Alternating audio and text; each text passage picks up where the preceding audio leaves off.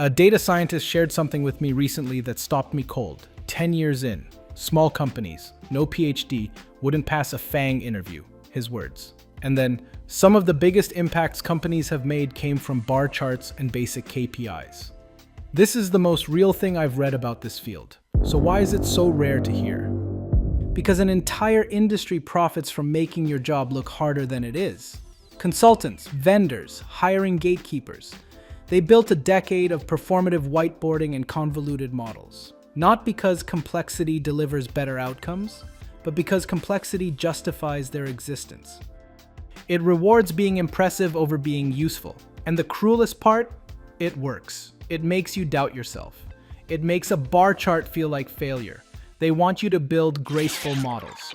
Your job is to ship useful work. The two are almost never the same.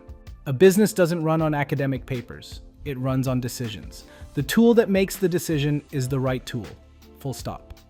That SQL query you were embarrassed about, it shipped. That bar chart you almost didn't send, it ended a meeting that had been going in circles for weeks.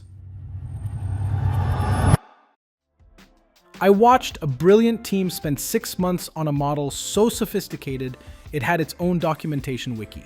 It never left a PowerPoint. Not because the model was wrong, but because nobody knew what decision to make with it. That's not a technical failure, that's a communication failure. If the game rewards performance over impact, you need a different code. 3 rules. Rule 1, clarity is a weapon. A bar chart a CEO understands moves the business. A neural network they don't is a liability, no matter how elegant the architecture. Your job isn't to demonstrate intelligence. It's to make the decision obvious. One consulting team built millions on a single engagement. Their deliverable? SQL queries and clearly communicated results. The client didn't need a model. They needed someone to look at the data and say what it meant. That's the job. Rule 2, force the decision. Stop delivering findings. Start forcing decisions. Every analysis should end with one sentence. We do X or we do Y. Which is it? Not, here are some interesting patterns in the Q3 cohort suggesting potential mid-market opportunities.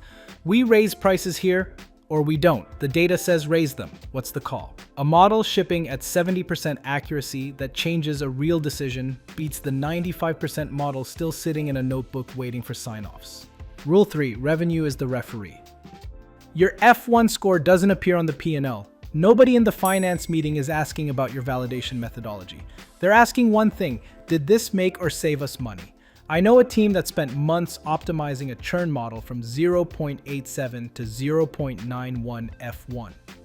The business had no idea what F1 meant. The model was never operationalized. The 0.91 version sits in the same place as the 0.871, nowhere. Can you draw a straight line from your work to a dollar sign? If not, it's a hobby. Now the question gatekeepers always ask, with that particular tone, if you're so good, why aren't you at FAANG? Let's be honest about what that prize actually is. Brutal hours, soul-crushing politics, and the honor of optimizing ad clicks. The happiest data scientists I know aren't failing to get in. They're choosing not to play. 40-hour weeks, full pension, possibly retiring early. FAANG data scientists, they work through every holiday. The FAANG interview isn't a measure of your skill. It's a hazing ritual.